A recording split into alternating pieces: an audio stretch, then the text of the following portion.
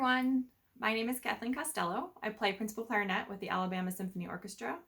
I also do a lot of teaching here in Birmingham. I live in Hoover. I have a private studio of middle school kids and high school kids, and I also teach at UAB as well.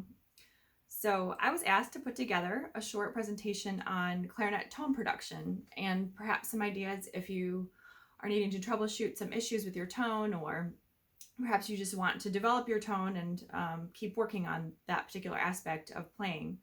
So I thought I would start with the same ideas I would basically start with if I had a new student, or if I was giving a master class in person on tone development, and just to go over the basic elements that are required essentially for a good tone, really on any wind instrument, but this obviously will be clarinet specific.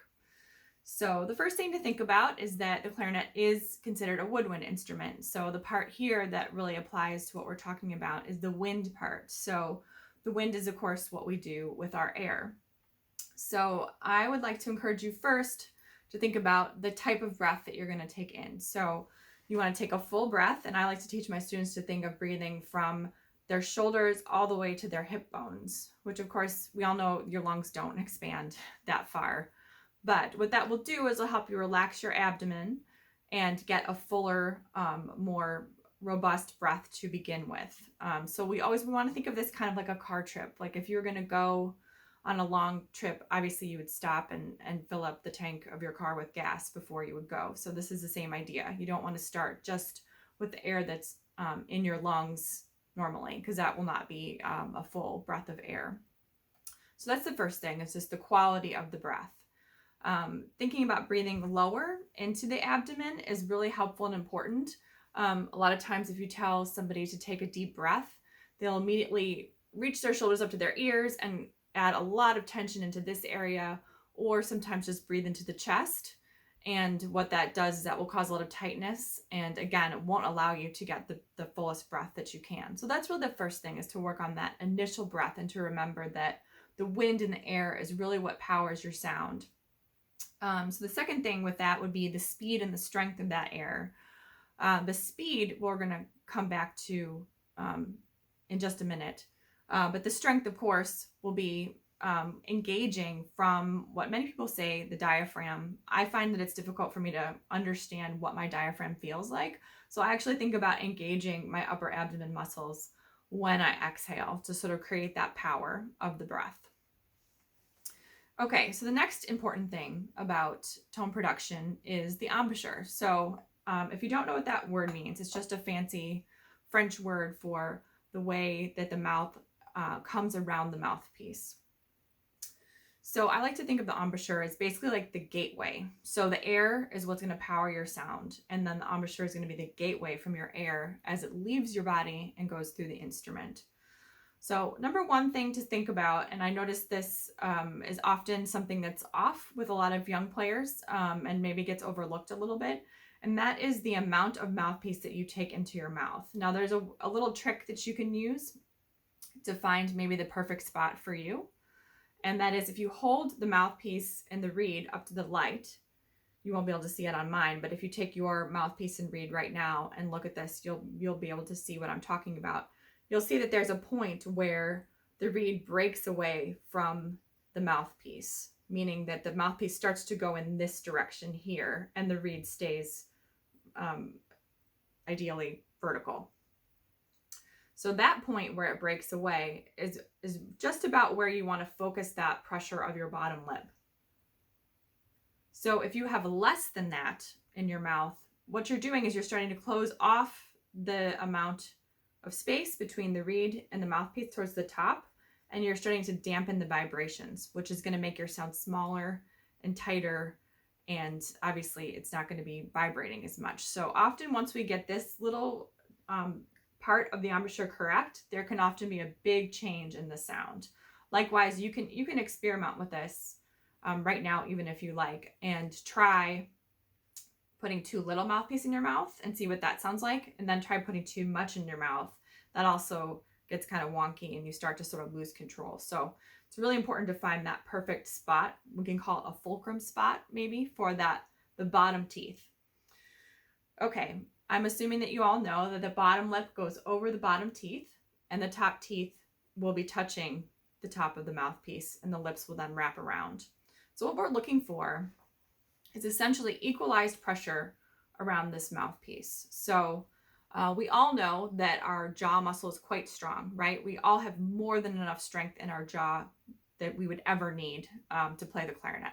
So a lot of times when we hear this cue or tip to keep the chin flat, part of that reason is to encourage us not to bite onto the mouthpiece, because a lot of times when we're trying to fix problems, we just increase the pressure from the bottom, and that will effectively down the road cause more problems.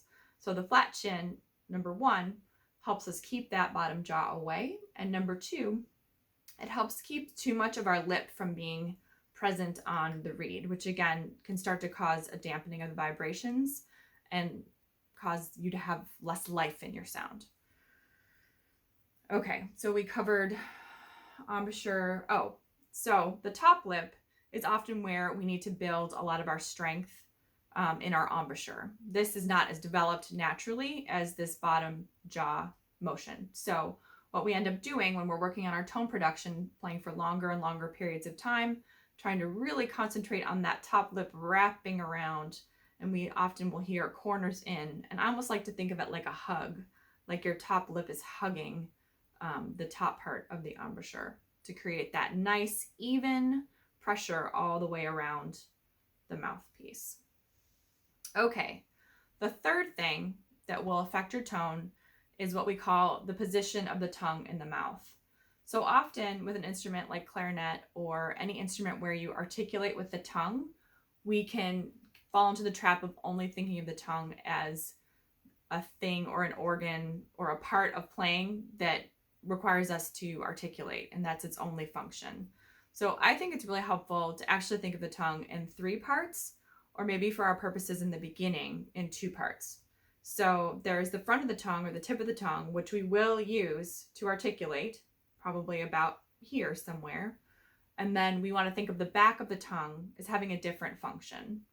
So effectively what we want to do, if this is represented by the roof of the mouth, we want to mirror the shape of the roof of the mouth with our tongue. So we're going to be effectively raising the tongue in the back. So one good cue for this is to think of an E vowel. So I teach this even in the lowest register of the clarinet. You'll find that you don't need to do that to get a sound. You can use an ah or like a more open vowel in the low register, and you will still be able to play the notes. But what happens is they start to sound a bit wide and spread, not compact like the rest of the register would, as you would need to raise your tongue up in order to get anything really above a B flat or a B natural or a C going into the clarion range. And then of course up into the altissimo, we have to make another change as well. So this is what we call, many of us call voicing on the instrument. And that really is that position of the back of the tongue. One way you can experiment with that is if you know how to whistle, you can try whistling. And that will give you the experience of changing the shape of the tongue in order to change the pitch inside of your mouth. And more or less, that's effectively what we're doing with our tongue to start shaping the sound. So one other way to think about it that's really important. So earlier I mentioned the speed of the air. So this will effectively change the speed of the air. And just think about it for a moment. If you've ever gone on a hike in the woods and you've seen a stream, and the stream is in a wide place, and then all of a sudden it narrows and it runs through a smaller space. And what you'll notice is it looks like the water starts to move really fast through that space. And what's happening is that same volume of water is being compressed and condensed through that smaller space in the stream as it narrows. And that is what we are doing with our tongue and our mouth. We're taking that wider space and we're narrowing it by compressing the space. So the airstream becomes compressed as well. And we get more speed and strength and focus in our airstream, which will give us a more compact, projecting, beautiful clarinet sound. So those are the main things that will come together and what you can do physically to develop a beautiful clarinet tone. So before I leave this topic, I did want to talk for 1 second about equipment. That's another thing I've noticed in my teaching and in going to some of the schools is that often the equipment will really be a huge part of the problem with something a student is struggling with. So just a quick, I mean, this may be things that you all already know, and if so, fantastic, that's great. But the mouthpiece should be clean on the inside and outside. No chips in the tip. That will definitely affect the way that you sound. So that's one thing to look for. I can come back another time with maybe some recommendations for equipment, or if you have questions about that later, I'd be happy to answer some questions about equipment that I prefer for students that seems to work really well. Second, I often see reeds in just horrible shape. So I think you all know, no chips on the reed. The tip should be intact, and we should try to keep the reed flat. Now that's difficult because they can warp, but that's really another discussion for another day. It's a little too much to get into here, but we try to keep the reed flat, and we try to keep the tip in optimal condition. Also, if you're playing on the wrong strength of reed, you're going to struggle to get the kind of tone that you want as well. Clarinet, I think it goes out without saying that, you know, you want everything in working order. Ideally, you would have all the spring tensions set at the right height so that you're not trying to press too hard to get notes to speak or tone holes to close. And let's see, that's probably a bigger discussion for another day as well, but keeping the instrument in good working order. And then ideally, you should have something that should be free blowing, meaning that when you blow into it, it shouldn't feel incredibly tight or hard to get a sound to come out. Like you shouldn't feel like you need an unusual amount of air to get a sound to come out of the instrument. Okay, so to wrap it up, I thought I would just talk very quickly about 3 things that you could experiment with at home to do to develop your tone now that you have these tips that I've talked about. Number 1 is play long tones, everybody's favorite. I've found that in my own practice, when I stay committed to doing long tones every day, I notice everything becomes easier. My sound is better, my dynamic range is greater, that strength in my embouchure begins to build on its own without me having to think about it. They're excellent and basically essential at any age. Now, you don't have to do them for very long in the beginning. You might be tired after 2 or 3 minutes, and that's fine. The idea would just be to stick with it and try to do some every day and gradually increase the length of time. So if 2 or 3 minutes seems really long and very tiring, the next day maybe try 30 seconds more, so on and so forth. If you get up to about 10 minutes a day, you're really going to notice a big difference in pretty much everything. So there's several different ways we can do these. I'll have some videos recommended at the end for some demonstrations on that. And again, if you have questions about specific exercises, I can demonstrate in the Q&A, or I can send some music to your instructor as well for you to use. The second thing that could be fun is you could experiment with some breath building tools. This is one. It's kind of funny looking. I think it was developed for something else, like hospital use, actually, for lung patients. But the idea is that you blow in and you try to get the ball to stay at the top. So I'll do a very quick demo on that.